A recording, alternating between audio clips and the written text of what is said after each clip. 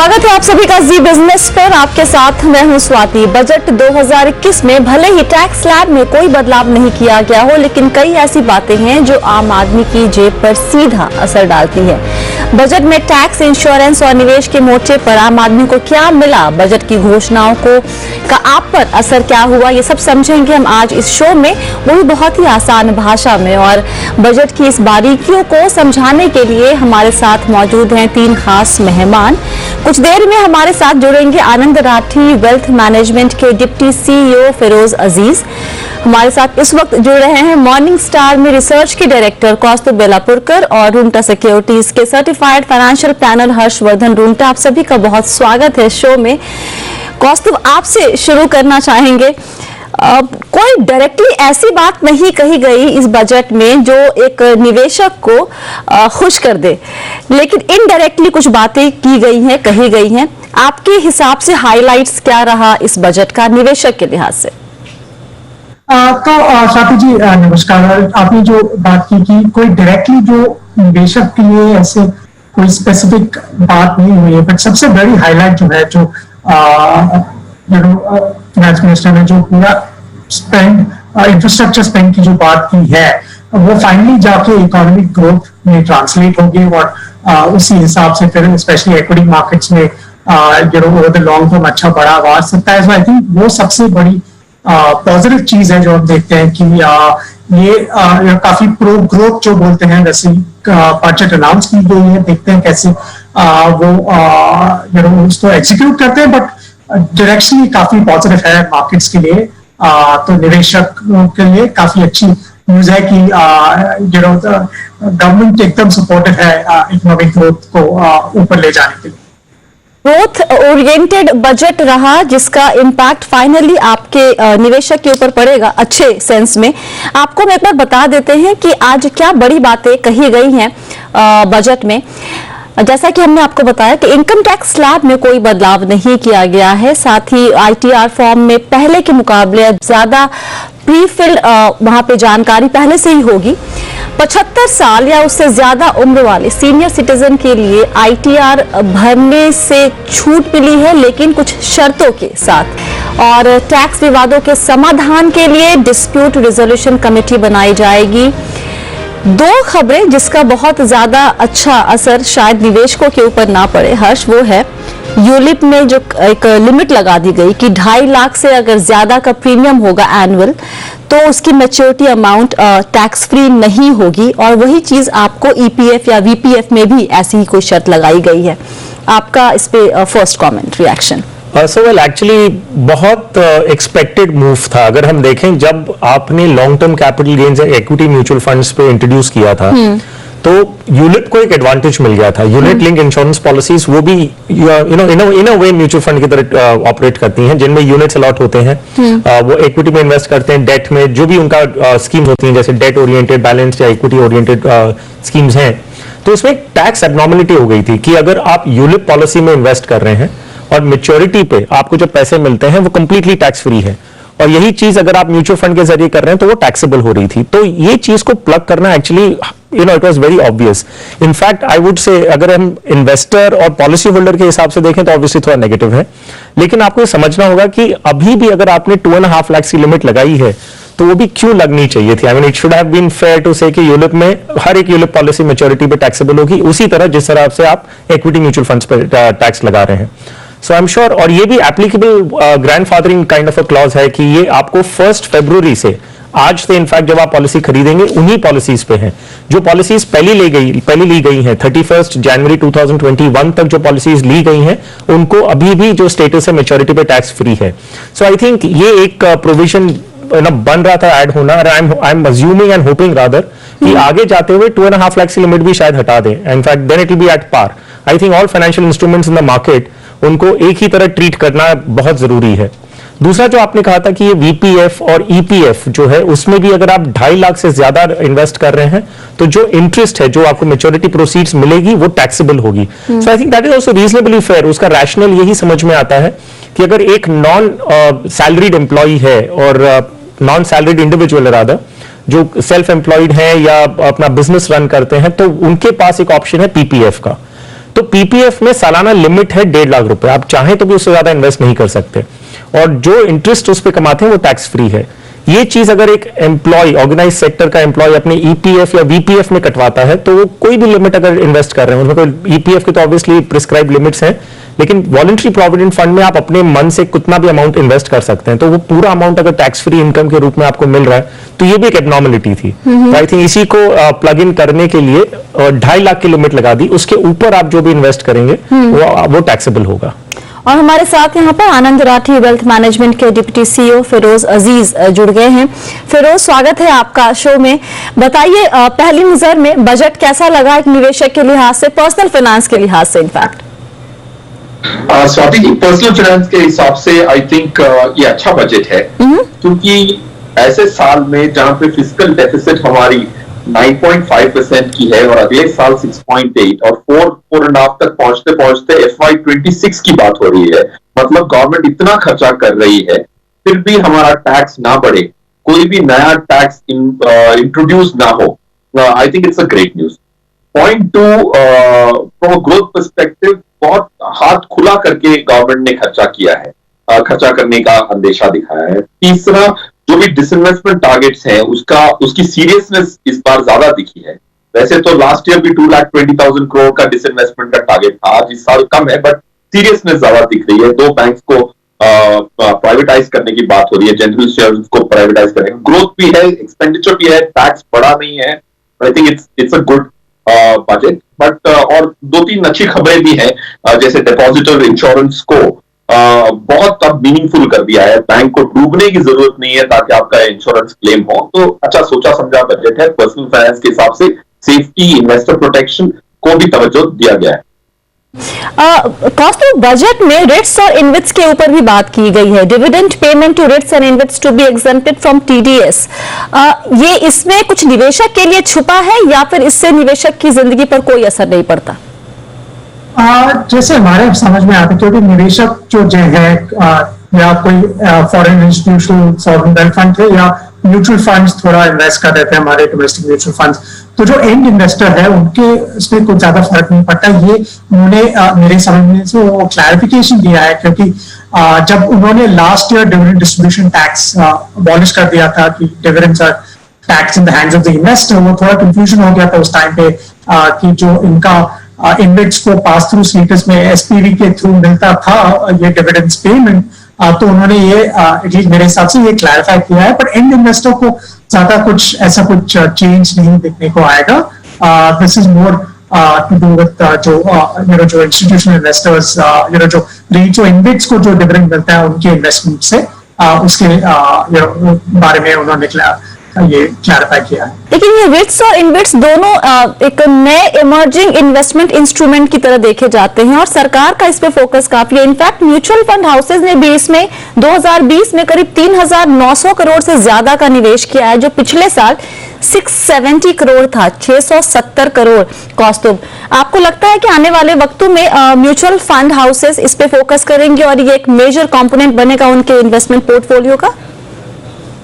Major तो नहीं बोल सकते, बट ये अपकमिंग कंपोनेंट है। अभी तो जैसे सेबी ने डिफाइन किया है, वो 10% का मैक्सिमम अलाउंस है उनको रीच और इनविट्स में इन्वेस्ट करने के लिए एज पर रेगुलेशंस। पर ये एक्सपोजर जो है वो इंटरेस्टिंग डिफरेंट एक्सपोजर है।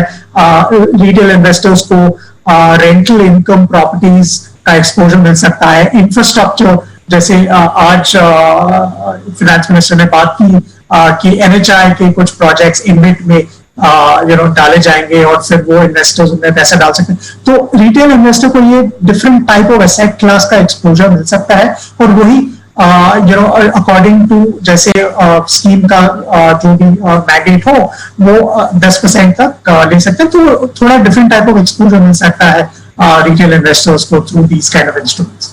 ऑलराइट, हर्ष, जो 75 साल और उसके ऊपर के उम्र के लोगों के लिए कहा गया है कि आपको टैक्स रिटर्न फाइल करने की जरूरत नहीं है, कुछ शर्तों के साथ। बहुत लोग जब ऐसी बातें सुनते हैं कि ITR फाइल ही नहीं करना, तो उनको लगता है कि टैक्स ही नहीं भरना है। We need a little more clarification on that from you.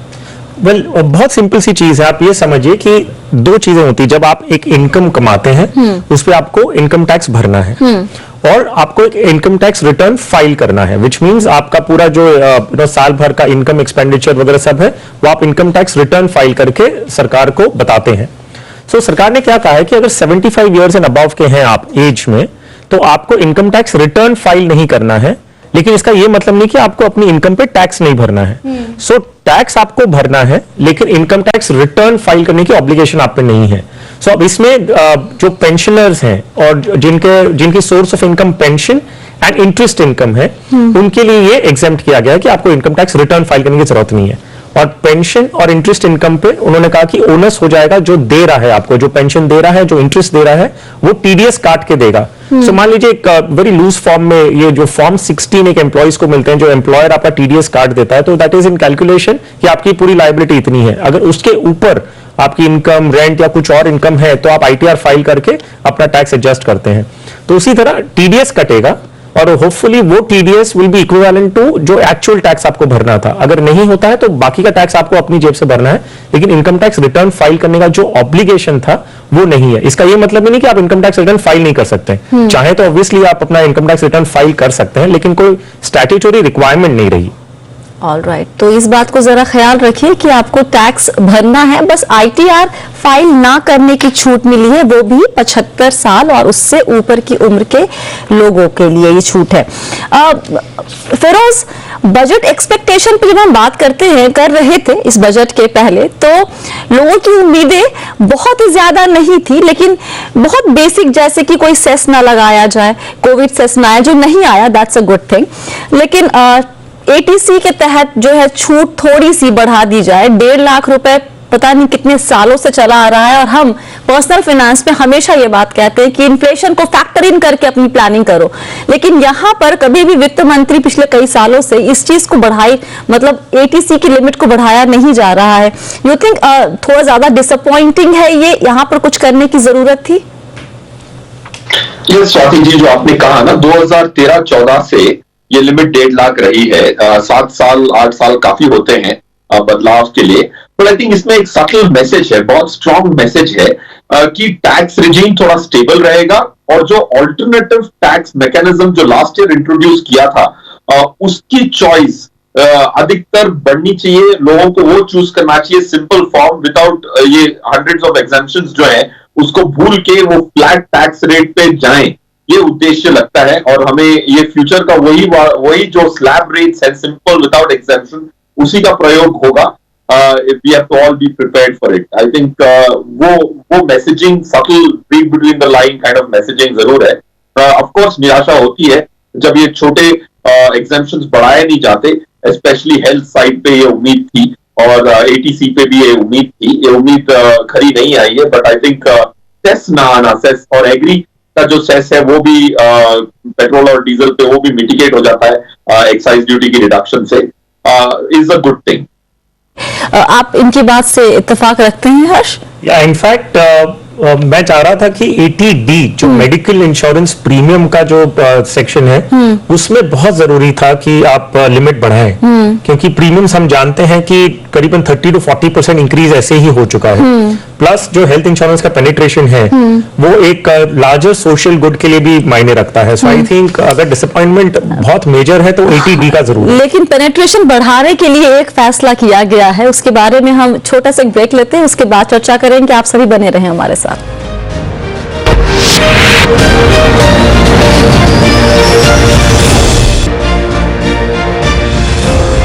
स्वागत है आप सभी का एक बार फिर से हमारी खास पेशकश में। आज बजट 2021 पेश किया गया और उसमें पर्सनल फाइनेंस के लेवल पे किस तरह के अनाउंसमेंट हुए हैं उसको हम आसान भाषा में आपको समझाने की कोशिश कर रहे हैं। हमारे साथ 3 खास मेहमान फिरोज अजीज, कौस्तुभ बेलापुरकर और हर्षवर्धन रुंगटा बने हुए हैं। हर्ष, हम ब्रेक के पहले बोल रहे थे पेनिट्रेशन की बात। एक चीज जो बहुत दिनों से आई थिंक इंडस्ट्री की मांग थी वो ये कि भाई एफडीआई बढ़ा दी जाए इंश्योरेंस सेक्टर में, और वो फाइनली बढ़ा के 74% कर दिया गया, और उससे पेनिट्रेशन ज्यादा होने में, बढ़ने में मदद मिलेगी, आपको लगता है? यस, सो इनफैक्ट अगर हम ये प्राइवेटाइजेशन जब देखें कि पहले सिर्फ एक मोनोपोली टाइप का इंश्योरेंस पब्लिक सेक्टर एंटरप्राइजेज ही थी, फिर ये ओपन अप हुआ इंश्योरेंस सेक्टर, तो हमने देखा कि कितना इंश्योरेंस की अवेयरनेस बढ़ी है। पहले जो एफडीआई थी वो 26% पे थी, उसे 49% किया गया। अब उसे बढ़ा के 74% कर रहे हैं। तो डेफिनेटली प्रोडक्ट इनोवेशंस होंगे, जो बाहर जो इंटरनेशनल प्लेयर्स हैं वो इंडिया में आएंगे, आ भी रहे हैं और आते रहेंगे। इससे हम डेफिनेटली देखेंगे इनोवेशंस होंगी, पेनिट्रेशन बढ़ेगा, अवेयरनेस होगी। So I am sure from an market growth point of view से ये एक अच्छा मूव है।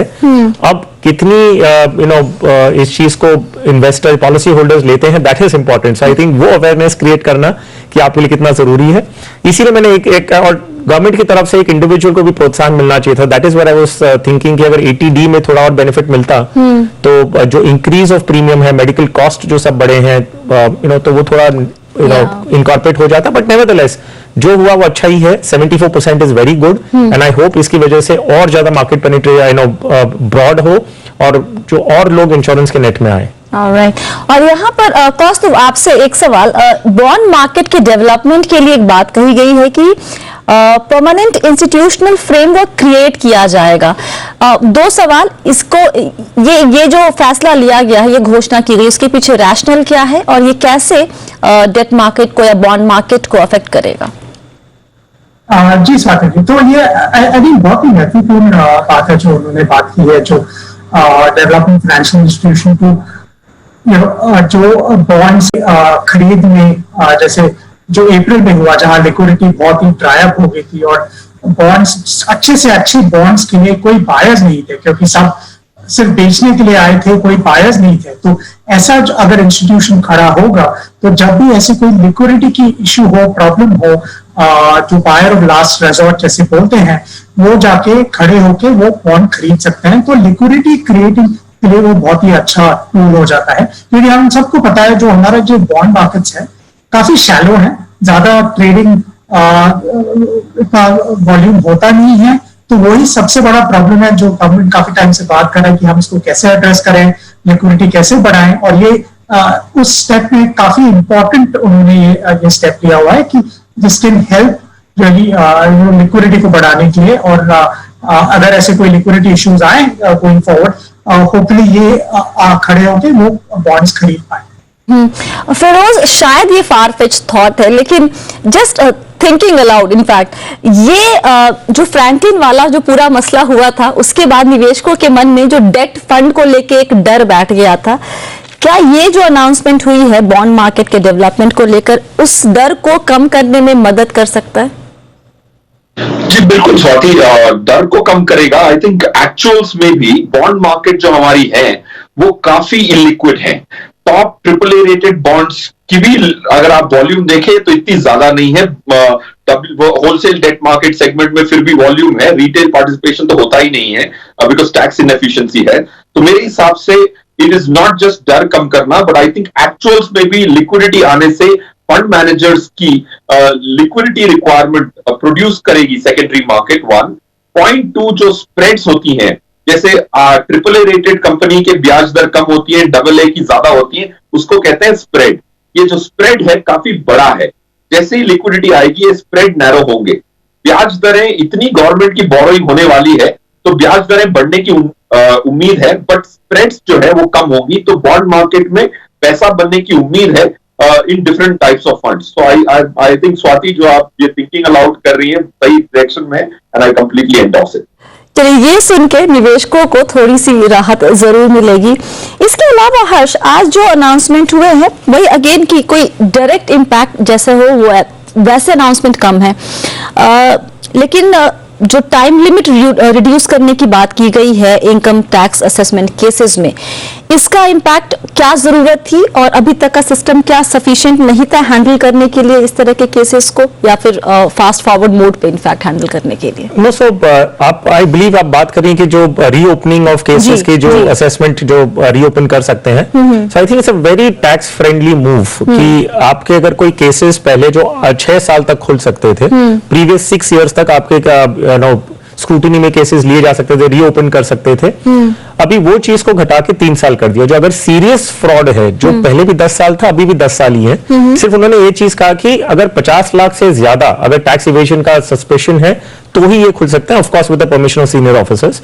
तो ये एक बहुत ही टैक्स फ्रेंडली मूव है। So I think from a tax payer point of view अभी आपको ये चीज पता है कि आपको 6 साल पुराने केसेस के लिए आपको जवाब नहीं देना होगा एंड 3 साल तक ही वो लिमिट कर दी गई। It's more of ease of tax compliance, governance, ये सब की जो बातें कर रहे थे, it is more from that point of view. So I think it's a very good move and सरकार का हमेशा उद्देश्य ये शुरुआत से कहा गया, जब हम फेसलेस स्क्रूटनी असेसमेंट, अभी ITAT में भी बोल रहे हैं कि फेसलेस आप वीडियो कॉन्फ्रेंसिंग के थ्रू कर सकते हैं। सो ये टैक्स पेयर के जो प्रॉब्लम्स हैं उन्हें रिड्यूस करने के लिए जो सारे मेजर्स हैं, this is a part of that. And anything that reduces the burden on any individual, कोई भी मूव जो अगर एक इंडिविजुअल की परेशानियों को कम कर सकता है ताकि वो काम पे फोकस करे, so I think it is welcome. और साथ ही जो additional deduction of 1.5 lakh shall be available for next 1 year, in fact वो भी लोगों के हाथ में ज्यादा पैसा छोड़े रखेगा या बचेगा उनके हाथ। सो इनफैक्ट दैट्स अगेन वो तो एक बहुत ही अच्छा मूव है। अफोर्डेबल हाउसिंग का जो पूरा प्रोजेक्ट था इनका कि भाई एक housing for all, at the same time आप डेवलपर को बेनिफिट्स दे रहे हैं कि उनकी जो प्रॉफिट्स है, अगर ये सारे कॉन्सेप्ट्स और सारे जो टर्म्स हैं उनको फुलफिल करते हैं, डेवलपर की इनकम 100% टैक्स फ्री।